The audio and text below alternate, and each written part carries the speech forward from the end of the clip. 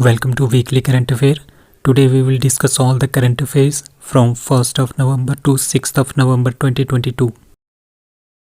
Which state is to get North East first fish museum? मतलब कि north east का पहला फिश म्यूजियम हम कहाँ पे बन रहा है? That is a Arunachal Pradesh. तो अरुणाचल प्रदेश ये पहला नॉर्थ ईस्ट कंट्री स्टेट बनेगा जहाँ पे हमारे पास पहला फिश म्यूजियम जो है बन रहा है. ठीक है, और यहाँ के फिशरीज मिनिस्टर कौन है? दैट इज टागे टाकी. ठीक है, और ये क्यों बना रहे हैं? ये इसलिए बना रहे हैं ताकि ज़्यादा से ज़्यादा यहाँ पे टूरिस्ट आ सके, फिश लवर्स आ सके. And the museum will also serve as a training centre for the fish farmers. जो भी जितने भी फिश फार्मर्स हैं उनके लिए यहाँ पे ट्रेनिंग भी प्रोवाइड की जाएगी. तो ये यहाँ पे इसको बना रहे हैं. That is Arunachal Pradesh. So biosphere reserve हमारे पास अरुणाचल प्रदेश में एक ही बायोस्फीयर रिजर्व है, दैट इज़ दिहाम दिबांग. और नेशनल पार्क कितने हैं? यहाँ पे 2 नेशनल पार्क है. इसकी जो शॉर्ट ट्रिक्स है याद रखने की, दैट इज़ अरुण नाम की मूली. अरुण मतलब अरुणाचल प्रदेश, ठीक है, और नाम मतलब नामदफा नेशनल पार्क, और मूली मतलब कि मॉलिंग नेशनल पार्क. तो ये 2 ही यहाँ पे नेशनल पार्क है. अब हम यहाँ पे देखेंगे, ये हमारे पास अरुणाचल प्रदेश का नक्शा है और इसकी जो सबसे ज़्यादा बाउंड्री है वो असम के साथ मिलती है. अभी इनके बीच में क्या हुआ, ये सारा का बाउंड्री वाला एरिया आप देख रहे हो, ये सारा का सारा डिस्प्यूटेड है बिटवीन असम एंड अरुणाचल प्रदेश. तो अभी जो कुछ दिन पहले डिक्लेरेशन हुआ था, जितने भी हमारे पास बाउंड्री के इश्यूज़ है उसको ख़त्म करने के लिए, वो यहाँ पे हुआ था. That is known as Namsai declaration. ठीक है, अब east most point of India that is Kibithu, Anjaw district Arunachal Pradesh. So east most point हमारे पास कौन है? That is Kibithu. यहाँ पे हमारे पास क्या है? किब्तू है. कौन सी डिस्ट्रिक्ट में आता है ये? अंजवाल डिस्ट्रिक्ट में आता है. ये हमारे पास east most point of India है. अब यहाँ पे डैम्स कौन कौन से हैं? दैट इज रंगानंदी डैम, ठीक है, सुबांसरी, लोअर HENHPC डैम. तो ये हमारे पास ये 2 डैम है. और ये कहाँ पे है? ये देखो, ये है हमारे पास लोअर सुबांसरी, ठीक है, और हमारे पास क्या है? रंगानंदी डैम. ये भी हमारे पास इसी के साथ ऊपर को यहाँ पे मिलता है. तो ये हमारे पास क्या है? ये 2 यहाँ के मेन डैम्स हैं. अब tiger reserve in Arunachal Pradesh, that is Namdapha tiger reserve, that is Changlang district में. जो हमारे पास चांगलांग डिस्ट्रिक्ट है वहाँ पे हमारे पास नामदफा टाइगर रिजर्व है. Kamalang tiger reserve Lohit district में है. लोहित डिस्ट्रिक्ट कहाँ पे है? ये लोहित डिस्ट्रिक्ट है यहाँ पे, ठीक है, और ये चांगलांग है, ठीक है, चांगलांग डिस्ट्रिक्ट यहाँ पे. अब पक्के टाइगर रिजर्व हमारे पास जो पक्के एरिया है इनका, ठीक है, ये वाला जो एरिया है यहाँ पे आपका पक्के टाइगर रिजर्व भी आता है. सो द 12 ट्राइब्स, यहाँ पे हमारे पास 12 ट्राइब्स हैं, लाइक आदि, अक्का, अपतानी बहुत फेमस है, नाइशी बहुत फेमस है, तागिन, गालो, खाम्पटी, मिशमी भी बहुत ज़्यादा फेमस है यहाँ की, Monpa and any Naga tribes, Sherdukpen and Singpho, ये यहाँ की क्या है? ट्राइब्स हैं. Now after Uttarakhand, which state government set up committee to implement uniform civil code? अभी कुछ दिन पहले हमने देखा था कि उत्तराखंड ने क्या किया है, एक कमेटी सेटअप की है यूनिफॉर्म सिविल कोड को इम्प्लीमेंट करने के लिए. तो अभी एक और स्टेट आ गई है जिन्होंने यही कमेटी यूनिफॉर्म सिविल कोड स्थापित करने के लिए सेटअप की है, दैट इज़ गुजरात. सो गुजरात इसका आंसर है. अब यूनिफॉर्म सिविल कोड है क्या? ये हमारे पास आर्टिकल नंबर 44 है इंडियन कॉन्स्टिट्यूशन में, directive principle of state policies के अंदर आता है. ठीक है, ये हमारे पास इस तरह का लॉ होता है कि अभी क्या चल रहा है, हिंदू के लिए अलग लॉ होते हैं, मैरिज के लॉस, डाइवोर्स के लॉस, इनहेरिटेंस के लॉस, एडॉप्शन के लॉस तो हिंदू के लिए अलग होते हैं, सिख के लिए अलग होते हैं, क्रिश्चियन के लिए अलग होते हैं, मुस्लिम के लिए अलग होते हैं. मतलब कि सभी धर्मों के लिए के हिसाब से अलग अलग से हमारे पास क्या होते हैं? लॉज होते हैं. ठीक है, कौन कौन से loss? Marriage, divorce, inheritance. Inheritance मतलब कि जैसे एक पीढ़ी से दूसरी पीढ़ी तक आपकी ज़मीन जाती है उसको बोलते हैं इनहेरिटेंस. एंड एडॉप्शन, अगर हमने किसी को अडॉप्ट करना है, बच्चे को अडॉप्ट करना है, तो इन सभी धर्मों के हिसाब से हमारे पास ये रूल क्या हो जाते हैं? चेंज हो जाते हैं. बट यूनिफॉर्म सिविल कोड में क्या होगा? जितने भी ये सारे के सारे रूल्स हैं सभी धर्मों के लोगों के लिए ये सेम रूल बनेंगे. कोई भी अलग अलग से रूल नहीं बनेगा किसी भी धर्म के लिए, सबके लिए सेम रूल बनेगा. तो दूसरी स्टेट कौन सी बन गई है? गुजरात. पहली स्टेट कौन थी? That is Uttarakhand. नाउ अभी हम देखेंगे कि इंडिया में कहाँ पे, हमारे पास इंडिया में एक ही स्टेट है दैट इज़ गोवा, जहाँ पे यूनिफॉर्म सिविल कोड जो है लागू हो गया है. यहाँ पे क्या हुआ, जो गुजरात और उत्तराखंड है यहाँ पे बस अभी कमेटी बनी है, ठीक है, बट गोवा में ये बहुत पहले से इम्प्लीमेंट हो गया है। और ये इंडिया वालों ने इम्प्लीमेंट नहीं किया था, ये किया था पोर्टुगीज, जो पोर्चुगल्स यहाँ पे रहते थे, उन्होंने 1867 में ये इम्प्लीमेंट कर दिया था। और उसके बाद जब 1961 में गोवा इंडिया में एडअप हुआ था, तो इंडिया ने इस रूल को गोवा स्टेट में रहने दिया था, कि इसको ख़त्म नहीं किया था मतलब। तो ये हमारे पास गुजरात का नक्शा है। सो मोरबी जुल्टो पुल, अभी कुछ दिन पहले, 1-2 दिन पहले आपने सुना होगा कि एक पुल है, दैट इज़ उसका नाम है जुल्टो पुल। वो मच्छू जो रिवर है उसके ऊपर बना था, ठीक है। तो उसमें क्या हुआ, उसके ऊपर बहुत सारे लोग जो है चले गए थे। ये सस्पेंशन ब्रिज था, 1879 में बनाया था किसने, सर वाघजी रावजी के टाइम में, द ठाकुर साहिब ऑफ मोरबी के जो ठाकुर साहिब है वो, उन्होंने इसको यहाँ पे बनाया था, ठीक है। जैसे इसको ये केबल ब्रिज बनाया था तो इसके ऊपर मैक्सिमम कैपेसिटी मैंने सुना था कि 100 तक लोगों की थी कैपेसिटी, बट इसमें 500 से 600 लोग जो है उसके ऊपर चढ़ गए थे, जिसकी वजह से वो पुल टूट गया और उसमें अबाउट 150 के आसपास लोग जो है यहाँ पे इनकी डेथ हो गई है। दैट इज़ मोरबी, कौन सी रिवर आपने याद रखना है, दैट इज़ मच्छू रिवर, और जुल्टो पुल दैट इज़ इन मोरबी। और मुढेरा एक गाँव है, कुछ दिन पहले आपने सुना होगा, ये महसाना डिस्ट्रिक्ट में आता है, ठीक है। महसाना डिस्ट्रिक्ट कहाँ पे है, आपके गांधीनगर, ये कैपिटल है गांधीनगर गुजरात की, महसाना यहाँ पे है, ठीक है। तो महसाना जो डिस्ट्रिक्ट है यहाँ पे ये पहला विलेज बन गया है जहाँ पे 24/7 सोलर पावर, सोलर एनर्जी से जो है लाइट वगैरह जितनी भी पावर है वह सोलर एनर्जी बेस्ड पावर्स दी गई है इस गांव को। सो ये पहला विलेज बन गया है इंडिया का solar powered village. 36 national games कहाँ पे है, दैट इज़ इन गुजरात पे होगी है, और 37th नेशनल गेम्स वो कहाँ पे होगी, that will be in Goa. So world's first CNG terminal, that is Gujarat के भावानगर पोर्ट में जो है हमारे पास वर्ल्ड का पहला CNG पोर्ट जो ये भावानगर यहाँ पे, ठीक है, यहाँ पे नियर गल्फ ऑफ खंबाट के नियर ये जो है वर्ल्ड का पहला CNG टर्मिनल खुल रहा है। नाउ ट्रेडिशनल मेडिसिन सेंटर कहाँ पे बन रहा है, दैट इज़ जामनगर गुजरात। कौन बना रहा है, दैट इज़ WHO। अभी राजकोट, अभी जामनगर कहाँ पे है, that is here. So gulf of Kutch के आसपास जो है ये जामनगर है जहाँ पे ट्रेडिशनल मेडिसिन सेंटर जो है खोला जा रहा है।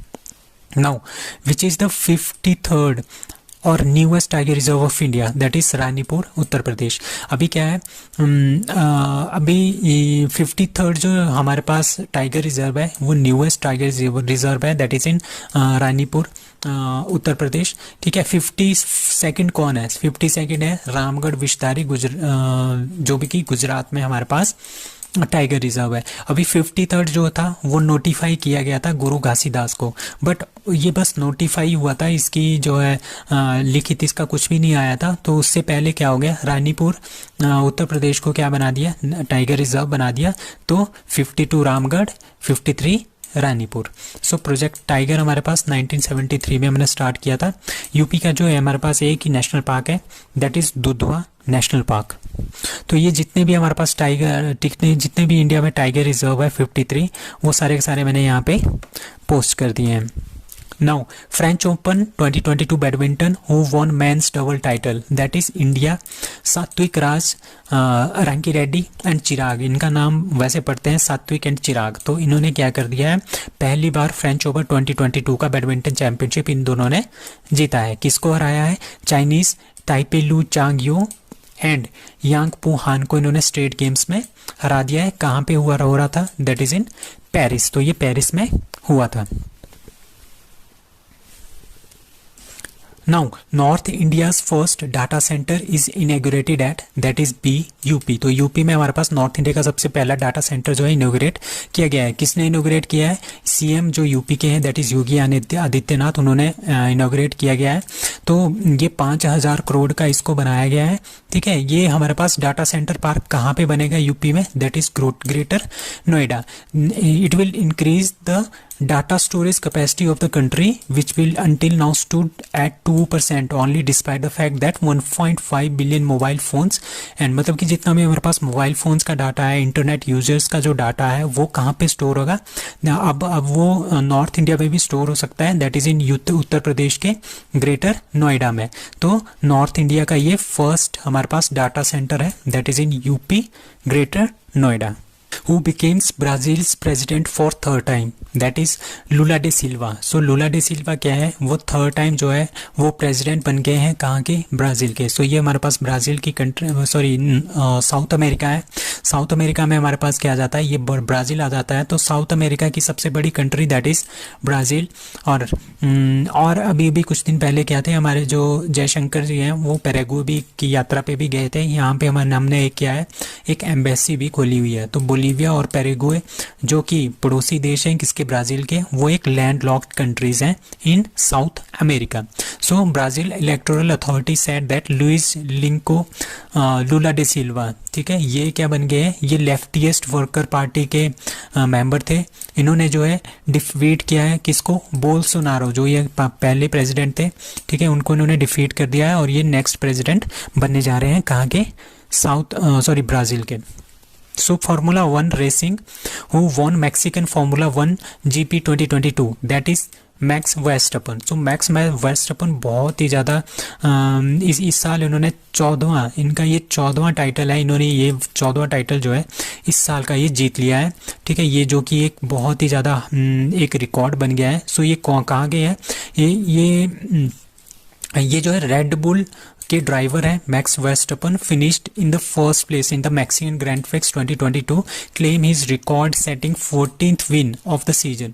मर्सिडीज, इन्होंने किसको हराया है, मर्सिडीज के लेविस हैमिल्टन जिनका सेकंड नंबर आया था, एंड रेड बुल के तीसरे सर्गियो पेरेज, उन्होंने फिनिश द थर्ड नंबर. तो सर्गियो का थर्ड आया था, लेविस हैमिल्टन का सेकंड. बट मैक्स वेस्टअपन इन्होंने बहुत ज़्यादा जो है टाइटल जीत लिए इस साल. रेड बुल के ये ड्राइवर है. तो इन्होंने कौन कौन से टाइटल जीते हैं, 2022 में ही इन्होंने देखो इतने सारे टाइटल जीते हैं. जैसे यूनाइटेड स्टेट का भी जीता है, जापानीज़ भी जीता है, कैनेडियन भी जीता है, Azerbaijan, Miami, Emilia Romagna, Saudi Arabia, French, Spanish, Hungarian, Belgian, Dutch and Italian. तो ये सारे के सारे ग्रैंड पिक्स जो है इन्होंने जीते हैं. अब कुछ और बचते हैं हमारे पास 5 ग्रैंड पिक्स, लाइक सिंगापुर, वो जीता है सर्गियो पेरेज ने. मैक्सिको के हैं मोनाको ग्रैंड पिक्स, ये भी जीता है सर्गियो पेरेज ने. अब ऑस्ट्रेलियन, बहरीन एंड ऑस्ट्रियन, ठीक है, आपने ये याद रखने. इतने सारे आप याद नहीं रख सकते हो, बट ये वाले आप याद रख सकते हो कि ये किस किसने जीते हैं. ऑस्ट्रेलियन, ऑस्ट्रियन और बहरीन आपने याद रखना है, चार्लिस लेक्रेक ने, ठीक है. सिंगापुर और मोनाको किसने जीता है सर्गियो पेरेज ने, ठीक है. और जितने भी हमारे पास बचते हैं वो सारे के सारे किसने जीते हैं, मैक्स वेस्टअपन ने. So DRDO Industries Academia Center of Excellence has been set up in which institution? That is IIT Roorkee. So IIT Roorkee हमारे पास उत्तराखंड में है. वहाँ पे DRDO ने Academia Center of Excellence जो है वो खोला है, ठीक है. ये the facility will receive financial assistant, ठीक है. मतलब कि इसके अकॉर्डिंगली जो DRDO होगा and the government of India होगा वो क्या करेगा, यहाँ से फाइनेंशियल स्टेबिलिटी, फाइनेंस जो है प्रोवाइड करेगा किसको, IIT रुड़की को. और वहाँ पे बहुत सारी रिसर्च होगी related to the defence sector, ठीक है. तो रिसर्च एरिया क्या क्या होगा, smart infrastructure, hard and structure of defence application, energy storage device, landslide को कैसे कम करें, snowfall and avalanches study. Avalanches जो गिरते हैं ऊपर पहाड़ से, जो बर्फ़ गिरता है नीचे, उसको कैसे, उससे कैसे बचे. पल्स लेज़र को कैसे बनाए, स्पेशलिटी फाइबर कैसे बनाए.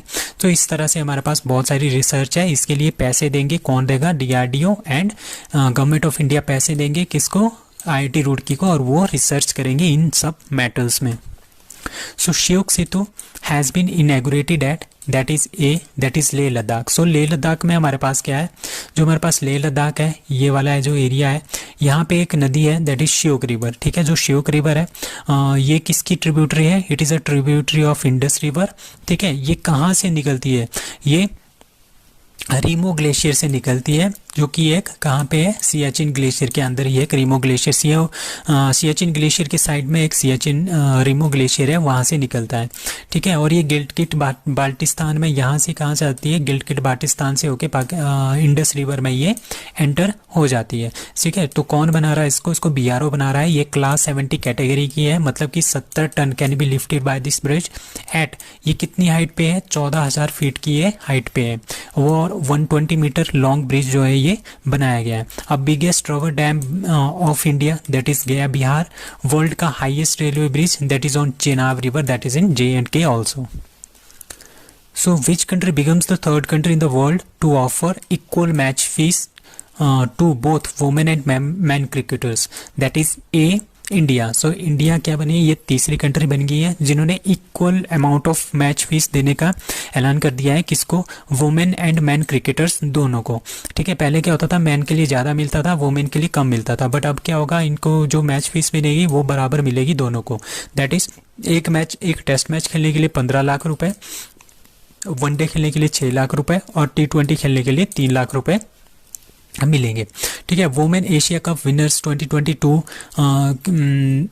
किसने जीता है? That is India. And 12th edition of women world cup 2022 winner ODI के, दैट इज ऑस्ट्रेलिया. और कहाँ पे हुआ था? न्यूजीलैंड में ये हुआ था. Asia cup man 2022 winner, that is Australia, hosted by Australia. कहाँ पे हुआ था? बट ये Australia, sorry, hosted by Sri Lanka. और ये कहाँ पे हुआ था? UAE में हुआ था. और T20 वर्ल्ड कप मैन अभी आजकल हो रहा है, that is in Australia. And ODI world cup 2023 कहाँ पे होगा? That is in India. और पहली जो कंट्री है जिन्होंने मैन और वुमेन के लिए सेम मैच फीस देने का ऐलान किया था, दैट वाज ऑस्ट्रेलिया. और दूसरी थी न्यूजीलैंड और तीसरी इंडिया. When भारतीय भाषा उत्सव is to be celebrated every year, that is B 11 दिसंबर. तो 11 दिसंबर को हम क्या मनाएंगे? भारतीय भाषा उत्सव मनाएंगे. और ये किसने अनाउंस किया है? ये अनाउंस किया है UGC ने. UGC ने अपने जितने भी बड़े बड़े कॉलेजेस हैं, यूनिवर्सिटीज़ हैं, उनको बोल दिया है कि 11 दिसंबर को हम क्या मनाएंगे? भारतीय भाषा उत्सव मनाएंगे. क्यों मनाएंगे? To promote the Indian languages. जितने भी हमारे पास इंडियन लैंग्वेजेस हैं उनको प्रमोट करने के लिए ये मनाया जाएगा. सो भारतीय भाषा उत्सव on the birth anniversary of poet. ये हमारे पास पोइट थे सुब्रमण्यम भारती जी, उनके जन्मदिन के उपलक्ष्य में हम ये भारतीय भाषा उत्सव जो है वो मनाएंगे. So which country celebrated Halloween festival for very first time? That is Saudi Arabia. So Saudi Arabia ये पहली कंट्री, मतलब कि पहली बार इन्होंने Halloween जो फेस्टिवल है, ठीक है, उसको मनाया है. हेलोवीन वैसे किसका फेस्टिवल है? That is a Christian first festival. It is celebrated on 31st of October. ठीक है, इसमें लोग जो है भूत बनते हैं, मतलब कि अपने जो घर में इनके जो पूर्वज होते हैं और जो मर गए होते हैं उनको एक तरह की श्रद्धांजलि देते हैं. ठीक है, तो ये 31st of October को इसको हम मनाते हैं. तो इसके बेस पे क्या हुआ, सऊदी अरेबिया की जो मुस्लिम कंट्रीज़ है वो बोल रहे हैं कि बहुत ही ज़्यादा इनकी आलोचना हो रही है कि इन्होंने क्या किया है, हेलोवीन फेस्टिवल मनाया है, क्योंकि ये क्रिश्चियन का फेस्टिवल था. Who won Under 17 female FIFA world cup 2022? अभी जो under 17 female FIFA world cup हो रहा था, that was happening in India. ठीक है, ये इंडिया में हो रहा था. Final match DY Patil stadium में हुआ. किस किस के बीच में? Spain versus Colombia. और विनर कौन है? स्पेन. सो हमने यहाँ पे नहीं लिखा है, इसका जो विनर है that is Spain. Now, which country is the highest contributor of per capita greenhouse gas emission? That is B USA. तो USA हमारे पास क्या है, एक रिपोर्ट अभी अभी आई है UNEP की, यूनाइटेड नेशन इन्वायरमेंट प्रोग्राम, जिसका जो हेड क्वार्टर है नैरोबी केन्या में है. द क्लोजिंग विंडो एक नाम की एक रिपोर्ट है जिसने ये इसको रिलीज़ किया है. तो इंडिया कितनी ग्रीन हाउस गैसेज जो है एमिट करता है? That is 2.4 ton carbon dioxide equivalent. ठीक है, बट टोटल एवरेज कितना है वर्ल्ड का? That is 6.3. तो हम काफ़ी कम जो है हम क्या कार्बन डाइऑक्साइड जो है वो एमिट कर रहे हैं. बट US का जो है सबसे ज़्यादा कंट्रीब्यूशन रहा है, that is 14 ton carbon dioxide equivalent जो है वो छोड़ रहा है. जबकि हमारे पास पूरे वर्ल्ड का कितना है? 6.3 है. और दूसरे नंबर पे है Russia, that is 13 ton carbon dioxide equivalent. So Garuda 7 is a bilateral exercise conducted by the air forces of India and which country?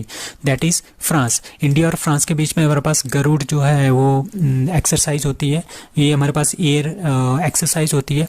तो ये हमारे पास किस किस के बीच में होती है? इंडिया और फ्रांस के बीच में होती है. और ये गरुड़ 4 कहाँ पे हो रहा है? दैट इज़ इन जोधपुर राजस्थान में हो रहा है. और इसमें हमारे पास इंडियन एयरफोर्स के कौन कौन से जहाज काम कर रहे हैं, पार्टिसिपेट करेंगे? That is Su-30 MKI, Rafale, LCA Tejas and Jaguar fighter aircraft जो है वो पार्टिसिपेट करेंगे. और lighter combat helicopter and also MI-70 helicopter भी इसमें पार्टिसिपेट करेंगे। Which country's president is mandated to bring out the national security strategy, that is USA. तो USA ने क्या किया है अभी अभी अपनी नेशनल सिक्योरिटी स्ट्रेटेजीज जो है वो मैंडेट किया है और उनको लाया है। किसने लाया है? That is USA. तो United State of America has recently launched its national security strategy. All US president are mandated by the Goldwater Nichols Department of Defense Reorganization Act of 1986 to bring out their NSS, that is national security strategies. ठीक है, the strategy क्यों कर रहे हैं? क्योंकि to communicate the executive version vision of national security, मतलब कि अपनी नेशनल सिक्योरिटी को ज़्यादा से ज़्यादा बढ़ाने के लिए।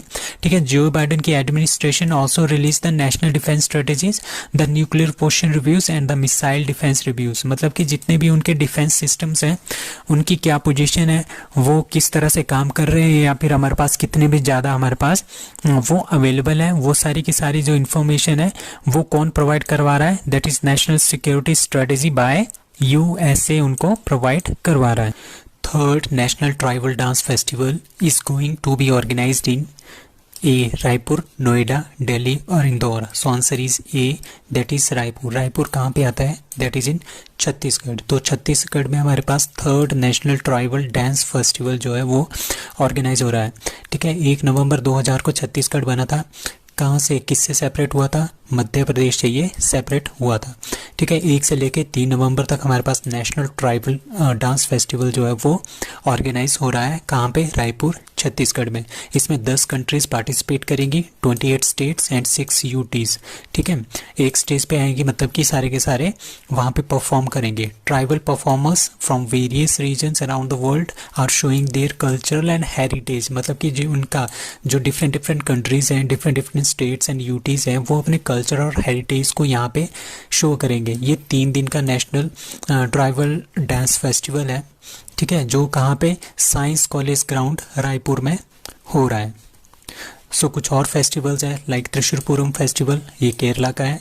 Sarol festival Jharkhand, Kharchi festival Tripura, Thaipusam Tamil Nadu, Bathukamma Tamil Nadu. Hornbill festival ये काफ़ी इंपॉर्टेंट है, that is in Nagaland. Cherry blossom festival Shillong Meghalaya. Maru festival ये भी कुछ दिन पहले हुआ था, दैट इज जैसलमेर राजस्थान। पांग लाबसोल ये काफ़ी इंपॉर्टेंट है, ये सिक्किम का फेस्टिवल है। लोसांग फेस्टिवल सिक्किम का है। लोसर फेस्टिवल लद्दाख। नुआखाई फेस्टिवल उड़ीसा। तो ये तीनों आपने याद रखने हैं, नुआखाई, धानु यात्रा एंड ड्रज पर्व। ये जो ड्रज पर्व था ये अभी HPAS का जो एग्ज़ाम हुआ था उसमें भी ये पूछा गया था। अब Bonalu festival is of Telangana. So National Unity Day और Rashtriya Ekta Diwas is observed to commemorate the birth anniversary of which leader, मतलब कि जो नेशनल यूनिटी डे है, राष्ट्रीय एकता दिवस है, वो कौन से लीडर के जन्मदिन पे हम उसको मनाते हैं? That is Sardar Vallabhbhai Patel. तो सरदार वल्लभ भाई पटेल के जन्मदिन के हम मनाते हैं नेशनल यूनिटी डे और राष्ट्रीय एकता दिवस। तो वो कब आता है? 31 अक्टूबर को। तो national Unity day 31 October, Rashtriya Ekta Diwas is observed on the birth anniversary of Sardar Vallabhbhai Patel. ये क्यों मनाते हैं? इनको यूनिटी क्यों बोलते हैं? क्योंकि हमारे पास जब इंडिया और पाकिस्तान 2 देश बने थे, इंडिया आज़ाद हुआ था, तो वहाँ पे 550 के आसपास जो हमारे पास प्रिंसली स्टेट्स थी उनको इंडिया में जोड़ने के लिए इन्होंने बहुत ही अच्छा काम किया था। तो उसके लिए इनके बर्थडे के दिन क्या मनाते हैं? राष्ट्रीय एकता दिवस मनाते हैं। इनको हम the iron man of India भी बोलते हैं। और अभी इस साल 147th anniversary of Sardar Vallabhbhai Patel की मनाई गई है। So IMT trilat is a trilateral maritime exercise between. So IMT से हमें पता चल रहा है IMT India, Mozambique and Taiwan. तो ये जो 2 कंट्री हैं मोजाम्बिक्यू एंड ताइवान, ये हमारे पास कहाँ पे आती है?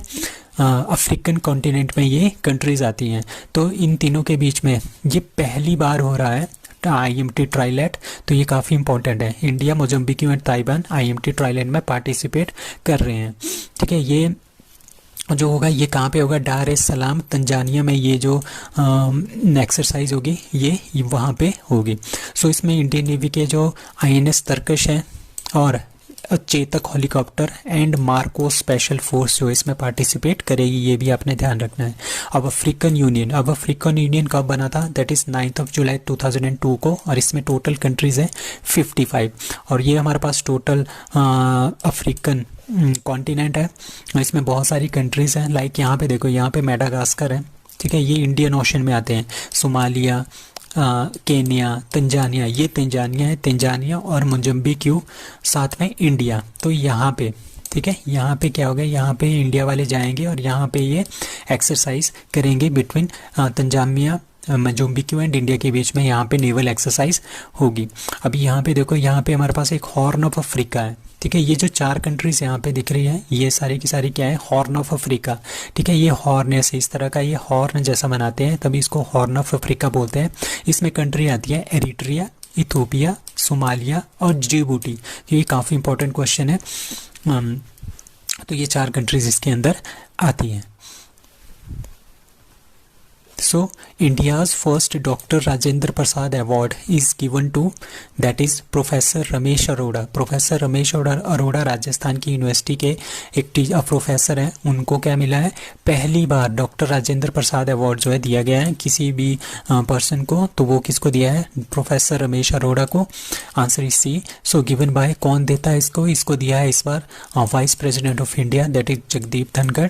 इन द फील्ड ऑफ, किस फील्ड में दिया गया है, पब्लिक एडमिनिस्ट्रेशन की फील्ड में दिया गया है, to professor Ramesh Arora of Rajasthan. So World Green City Award किसको दिया गया इस बार, that is Hyderabad. International Booker Award किसको मिला है, Geetanjali Shree Tomb of Sand के लिए मिला है। और Sakharov prize for freedom of thoughts 2022, ये किसने दिया है, यूरोपियन यूनियन ने दिया है। किसको दिया है, यूक्रेन के जो लोग हैं जो क्राइसिस फेस कर रहे हैं आजकल, उनको ये अवार्ड दिया गया है। So which space agency launches Falcon Heavy rocket with classified payloads for US Space Force? तो यूनाइटेड स्टेट की जो स्पेस की फोर्सेस हैं उसके लिए फाल्कन हैवी रॉकेट जो है वो लॉन्च किया है। वो किसने लॉन्च किया है, that is space x. So space x किसकी कंपनी है, ये एलन मस्क की कंपनी है, ठीक है। तो इन्होंने ये क्या किया है, एक फॉल्कन हैवी रॉकेट जो है, बहुत ही ज़्यादा, मतलब कि ये सबसे हैवीएस्ट और मोस्ट पावरफुल रॉकेट है पूरे वर्ल्ड का, that is Falcon heavy east static fire test on pad 39A से इसको लॉन्च किया गया है एट नासाज कैनेडी। मतलब कि स्पेस सेंटर किसका यूज़ किया है, नासा का, बट लॉन्च किसने किया है, स्पेस एक्स ने, ठीक है। तो ये 68 टन का इसका वेट है और ये मोस्ट पावरफुल रॉकेट जो है वर्ल्ड का है। अभी कुछ एक मिशन है नासा के, like Artemis and dart mission. Artemis mission NASA का मिशन है मून के लिए, इसमें जो है 4 पीपल जाएंगे, इसमें पहली बार जो है फीमेल भी जा रही है मून पे, ठीक है। Dart mission is NASA's mission for changing direction of asteroid. अभी कुछ दिन पहले क्या हुआ था, एक डार्ट मिशन था, यहाँ से इन्होंने एक डार्ट नाम का एक सैटेलाइट भेजा था और यहाँ से क्या आ रहा था, एस्ट्रॉइड आ रहा था, उसको उन्होंने इसके साथ टकरा के इसकी डायरेक्शन को चेंज कर दिया था ताकि जो ये एस्ट्रॉइड है वो धरती पे ना गिरे। तो ये डार्ट मिशन है नासा का। अब कुछ सुपर कंप्यूटर्स हैं, लाइक परम कामरूप सुपर कंप्यूटर, इसको कहाँ पे प्लेस किया गया है, गुवाहाटी, IIT गुवाहाटी में। परम शक्ति IIT खड़गपुर में इसको इंस्टॉल किया गया है। परम गंगा को IIT रुड़की में और परम अनंत को कहाँ पे, IIT गांधीनगर में प्लेस किया गया है।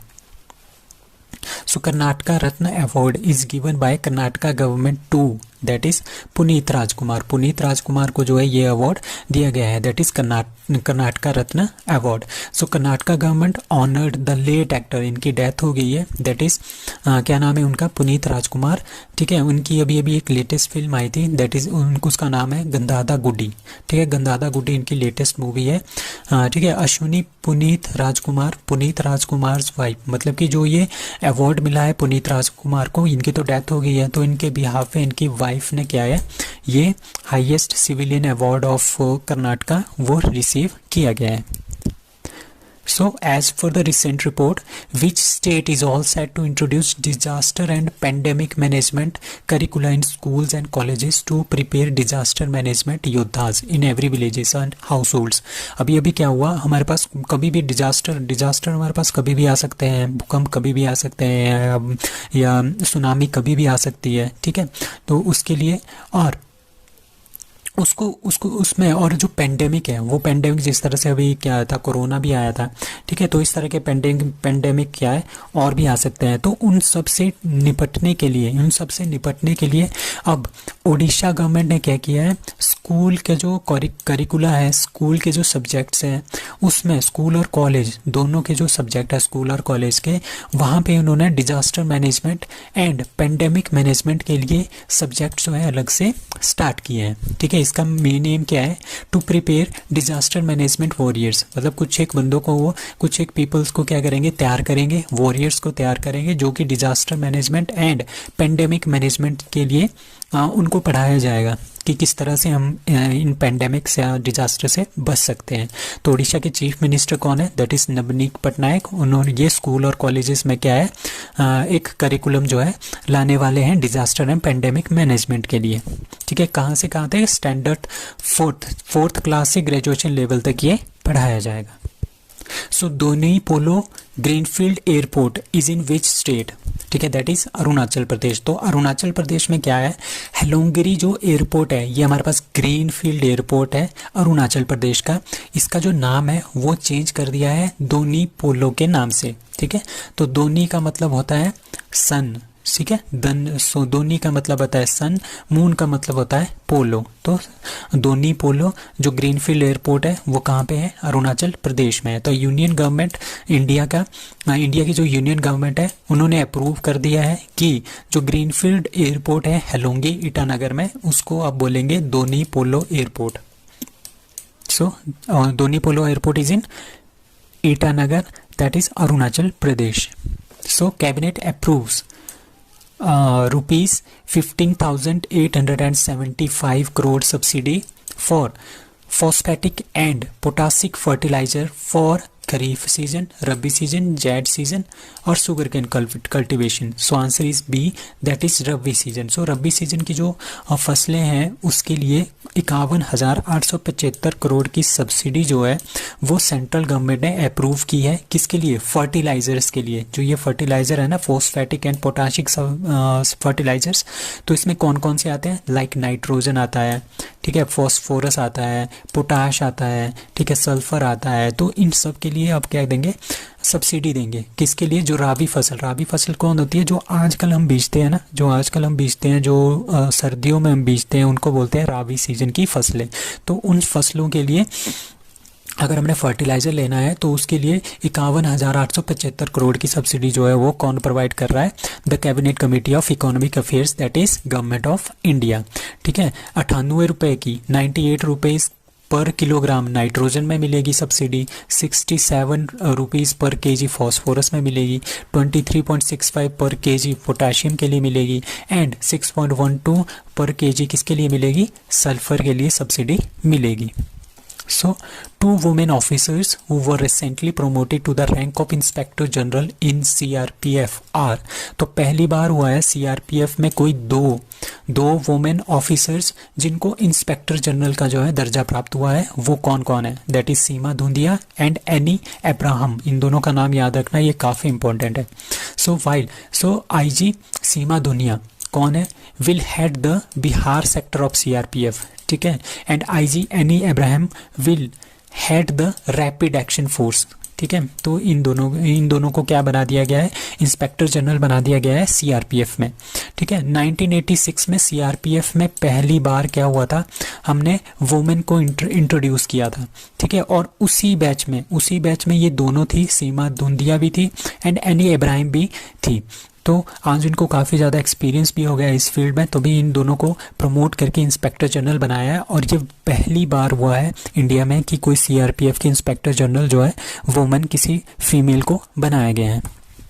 So Bangladesh prime minister Sheikh Hasina conferred the prestigious Friends of liberation War honour to, that is Edward M Kennedy, ठीक है। तो फ्रेंड्स ऑफ लिबरेशन वॉर का जो अवार्ड मिला है वो मिला है एडवर्ड एम कैनेडी को, और किसने दिया है, बांग्लादेश की prime minister that is Sheikh Hasina ने इसको दिया है। ठीक है, बांग्लादेश की जो प्राइम मिनिस्टर है शेख हसीना, उन्होंने जो है वो friends of liberation war and honour, ये किसको दिया है ये अवार्ड? ये यूएस के, यूनाइटेड स्टेट के जो सीनेटर है एडवर्ड एम कैनेडी, इनको दिया गया है। ठीक है, क्यों दिया गया है? The war the honor was handed over to his son, that is Edward M. Ted Kennedy Jr. तो ये क्यों दिया गया है? ये दिया गया है for the contribution of liberation of Bangladesh. जो बांग्लादेश का जो बांग्लादेश की जो आज़ादी हुई है उसमें जो उन्होंने थोड़ा बहुत काम किया था एडवर्ड एम कैनेडी ने, तो उसके लिए ये अवार्ड दिया गया है। एडवर्ड एम कैनेडी को किसने दिया है? बांग्लादेश की प्राइम मिनिस्टर शेख हसीना ने दिया है। और इस अवार्ड का नाम क्या है? Friends of liberation war. So 41st edition of the International Book Fair is inaugurated at Expo Center of that is Sharjah. तो शारजाह में क्या हो रहा है? 41st edition of International Book Fair Award जो है बुक फेयर जो है फेस्टिवल जो है वो मनाया जा रहा है, दैट इज़ इन शारजाह। तो सुप्रीम काउंसिल मेंबर, ठीक है, एंड रूलर ऑफ शारजाह, तो आपने याद रखना है ruler of Sharjah that is doctor Sultan bin Mohammed Al Qasimi, ये यहाँ के क्या है? रूलर है, राजा है। Has open the 41st edition of Sharjah International Book Fair, ठीक है, which is taking place from November 2 to 13। ठीक है, कहाँ पे हो रहा है? दैट इज़ शारजाह में ये हो रहा है। और इनके बेटे कौन है? जो doctor Sultan bin Mohammed Al Qasmi है, ये तो राजा हैं, इनके जो बेटे हैं वो है अहमद बिन सुल्तान अल कासिमी। ठीक है, deputy ruler of Sharjah was also present in the inauguration of the event. और इसका जो थीम है that is spread the world, इसका थीम है। Who is the first voter of independent India? That is Shyam Sharan Negi. तो श्याम शरण नेगी जो हिमाचल प्रदेश के किन्नौर डिस्ट्रिक्ट के रहने वाले हैं, वो इंडिया के सबसे पहले वोटर हैं इंडिपेंडेंट इंडिया के। सो इनकी एज कितनी है? 106 ईयर्स ओल्ड श्याम शरण नेगी थे। The first voter of independent India exercise his right to the franchise for the 34th time, मतलब कि 34वीं बार इन्होंने वोट डाला है। टोटल मिला के जिस तरह के ग्राम पंचायत के इलेक्शंस होते हैं, विधानसभा के इलेक्शन होते हैं और एमपी के इलेक्शंस होते हैं, तो वो सब मिला के 34th टाइम इन्होंने इलेक्शन में पार्टिसिपेट किया है। और ये किन्नौर डिस्ट्रिक्ट के रहने वाले हैं इन हिमाचल प्रदेश। तो नेगी इंडिपेंडेंट इंडिया के सबसे पहले वोटर हैं। He is from Himachal Pradesh Kinnaur. So 34th time ये इलेक्शन इस बार पार्टिसिपेट कर रहे हैं और 14 विधानसभा के इलेक्शन में इन्होंने पार्टिसिपेट किया है। He cast his vote through a postal ballot for the first time. आपको पता है हिमाचल प्रदेश में आजकल विधानसभा के इलेक्शंस हो रहे हैं, तो उन्होंने जो काफ़ी ओल्ड एज के पर्सन्स हैं उनके लिए क्या हुआ, पोस्टल बैलेट के थ्रू जो है उनका वोट लिया गया है उनके घर जाके। तो फर्स्ट टाइम इन्होंने इस तरह से पोस्टल बैलेट के थ्रू जो है अपना वोट दिया है। He has also been made a state election icon in 2014 के इलेक्शन के लिए। So how many states and UTs celebrates their formation day on November 1st? That is 7 state and 2 UTs। तो आपने ये ध्यान रखना है, काफ़ी इंपॉर्टेंट है। मतलब कि 7 स्टेट और 2 UTs 1 नवंबर के दिन जो है वो बनी थी। तो 1 नवंबर 7 UTs, ठीक है, 28 हमारे पास स्टेट्स हैं, उसमें से 7 जो स्टेट्स हैं उनका फॉर्मेशन 1 नवंबर को हुआ था और 2 जो हमारे पास यूटीज़ हैं। ठीक है, लाइक वो 7 स्टेट्स कौन कौन सी हैं? आंध्र प्रदेश, केरला, कर्नाटका, मध्य प्रदेश। ठीक है, जो कि 1956 1 नवंबर 1956 को एग्जिस्टेंस में आए थे। अब Punjab and Haryana they were carved as separate state in 1966। और उसके बाद छत्तीसगढ़ कब बना था? 2002 में, 1 नवंबर 2002। उसी के बेस पे जो हमारे पास 2 यूटीज़ हैं they are Lakshadweep and Pondicherry. So Lakshadweep 1 नवंबर 1956 को ये सेपरेट हुआ था फ्रॉम मालाबार डिस्ट्रिक्ट से। ठीक है, और उसके बाद क्या हुआ था, इनका नाम जो है लक्काद्वीप, मिनिकॉय और अमीनदीवी, मतलब कि ये 3 आइलैंड्स थे। ठीक है, और 1 नवंबर 1973 को क्या कर दिया गया, इन तीनों को आपस में जोड़ के इनका नाम एक रखा गया, दैट इज़ लक्षद्वीप, नाम जो इनका एडॉप्ट किया गया। उसके बाद पौंडीचेरी आया। पौंडीचेरी कब हुआ था? ये इंडिया को ट्रांसफ़र किया गया था 1 नवंबर 1954 को। तभी जो ये 7 स्टेट्स हैं और 2 यूटीज़ हैं, ये अपना जो फॉर्मेशन डे है वो 1 नवंबर को मनाती हैं। So which state launched citizen engagement and communication programme, मतलब कि इस तरह का ये प्रोग्राम है, आप नाम से पता चल रहा है कि सिटीजन के लिए है, उनको एंगेज करना, ठीक है, सिटीजन को एंगेज करना एंड कम्युनिकेशन प्रोग्राम, उनके साथ कम्युनिकेट करना, ठीक है, बाय गवर्नमेंट। हमारे पास किसी भी स्टेट की गवर्नमेंट होगी, ठीक है, कौन से स्टेट ने किया है, मेघालय ने किया है, तो मेघालय स्टेट की गवर्नमेंट जो है उन्होंने एक प्रोग्राम लॉन्च किया है जिसके थ्रू वो क्या करेंगे, सिटीजनशिप, जो वहाँ के सिटीजन है उनको एंगेज करेंगे, उनके साथ कम्युनिकेट करेंगे कि उनको कितना बेनिफिट मिल रहा है, जो भी वो स्कीम जो है लॉन्च हो रही है उनका कितना बेनिफिट हो रहा है और क्या इसमें वो चेंजेस चाहते हैं। तो इस तरह का प्रोग्राम जो है वो मेघालय गवर्नमेंट ने स्टार्ट किया गया है, ठीक है। तो चीफ मिनिस्टर कौन है, कोनराड के सांगमा, ठीक है, कोनराड के सांगमा, ये हमारे पास चीफ मिनिस्टर है मेघालय के। The Meghalaya government has initiative various welfare programmes, ठीक है, and the information should be disseminated for the larger benefit of the public, मतलब कि जो पब्लिक है उनके पास जो है ये जितने भी वेलफेयर प्रोग्राम है जो स्टेट में रन हो रहे हैं वो लोगों को पता नहीं चलते हैं कि, ठीक है, तो क्या होगा, उसके लिए उन्होंने citizen engagement and communication programme जो है स्टार्ट किया गया है, जिसके थ्रू वो जितने भी वेलफेयर प्रोग्राम है वो हर एक पर्सन को पता चले कि क्या क्या प्रोग्राम चल रहे हैं और ताकि वो सारे लोग क्या करें, उसका बेनिफिट ले सकें। So India signed the Economic Cooperation and Trade Agreement with which country? That is Australia.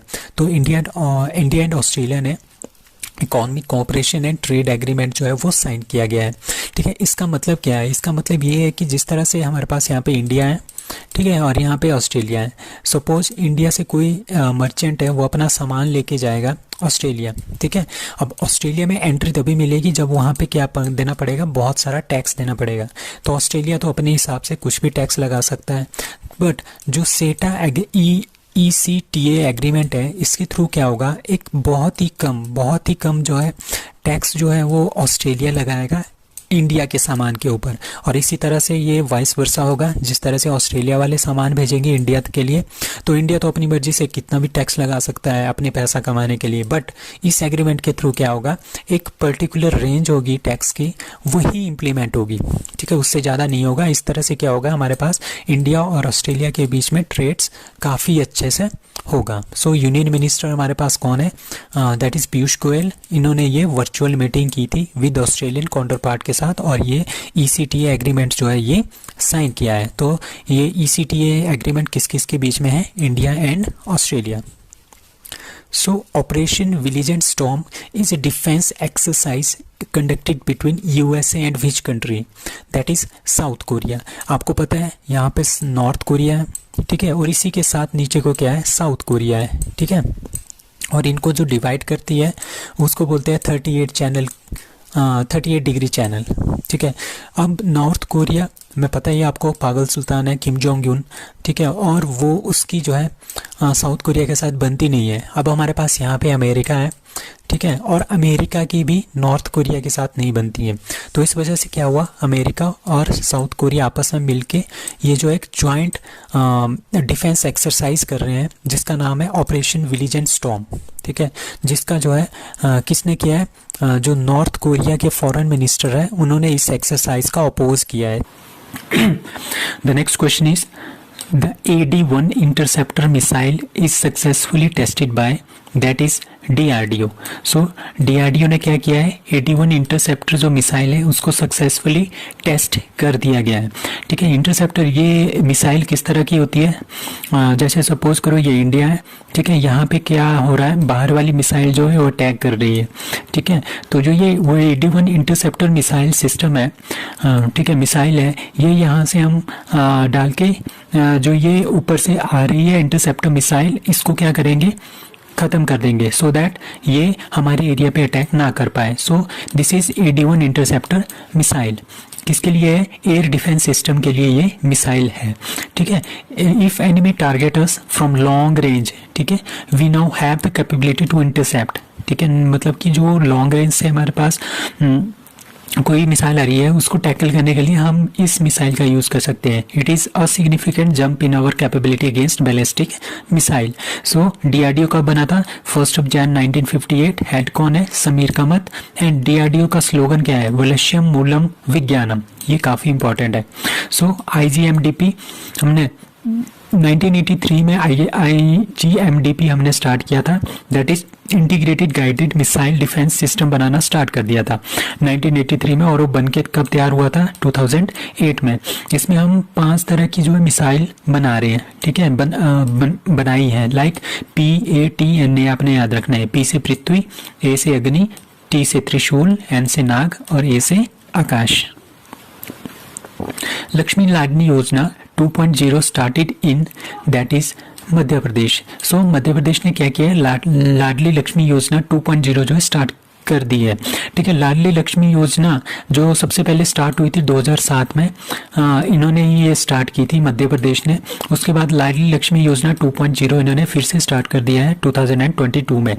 इसके अंदर क्या होता है? इसके अंदर जो 25,000 रुपये हैं वो लाडली लक्ष्मी गर्ल्स को देते हैं, मतलब कि जितनी भी हमारे पास गर्ल्स हैं उनको देंगे फॉर हायर एजुकेशन के लिए, ठीक है। The first instalment of which release today August. कितने? 1437 लाडली गर्ल्स, मतलब कि 1437 गर्ल्स को जो है इन्होंने इंस्टॉलमेंट प्रोवाइड कर दी गई है।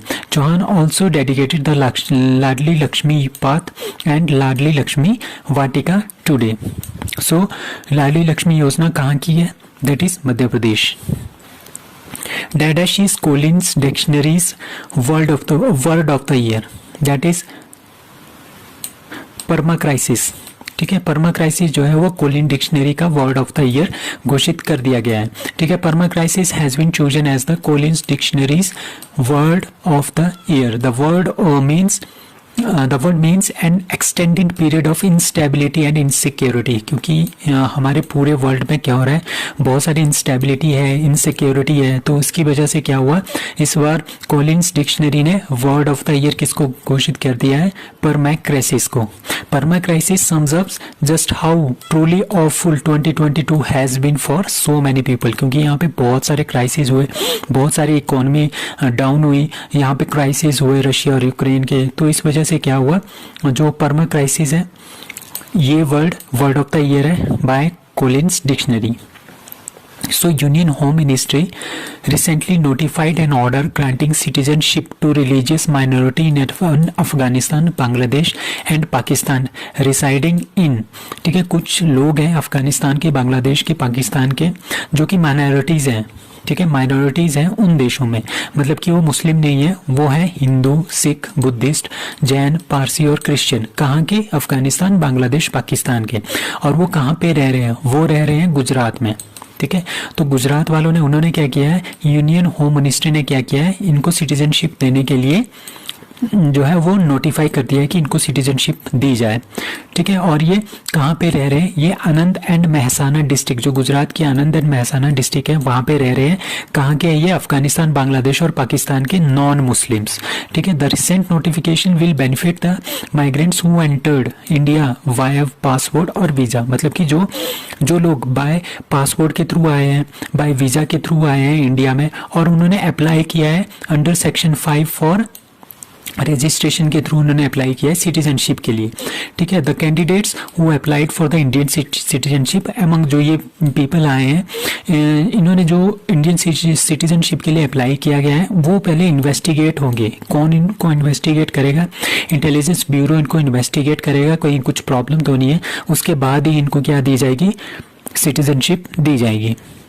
So, who released the performance grading index for 2020 and 2021?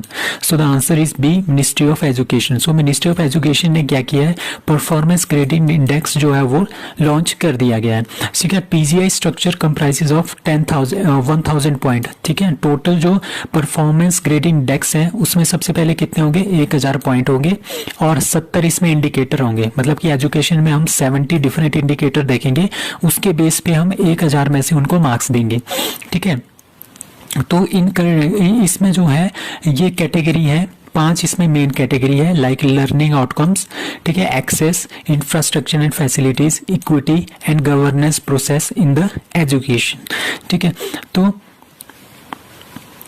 Highest achieve grade is, ठीक है, लेवल 1 सबसे हाईएस्ट होगा, ठीक है, which is for state and UT scoring more than 950 point, मतलब कि 1000 में से जिसके 950 नंबर से ऊपर आएंगे वो लेवल 1 में आएंगे। इस तरह से लेवल 2 950 से 900 तक लेवल 2, फिर ऐसे ऐसे करके ये पीछे पीछे लेवल 3 लेवल 4 तक चला जाएगा और ये लेवल 10 तक जाएगा, ठीक है। सो गुजरात, राजस्थान और आंध्र प्रदेश ये 3 स्टेट है जो कि हाईएस्ट अचीव्ड लेवल है ऑफ एनी स्टेट सो फार, ठीक है। यहाँ पे 7 स्टेट है, लाइक केरला, पंजाब, चंडीगढ़, महाराष्ट्र, गुजरात, राजस्थान एंड आंध्र प्रदेश, जिन्होंने कि लेवल 2 जो है वो क्रॉस कर लिया है। लेवल 2 कहाँ से कहाँ तक है, 901 से 950 तक लेवल 2 है, ठीक है।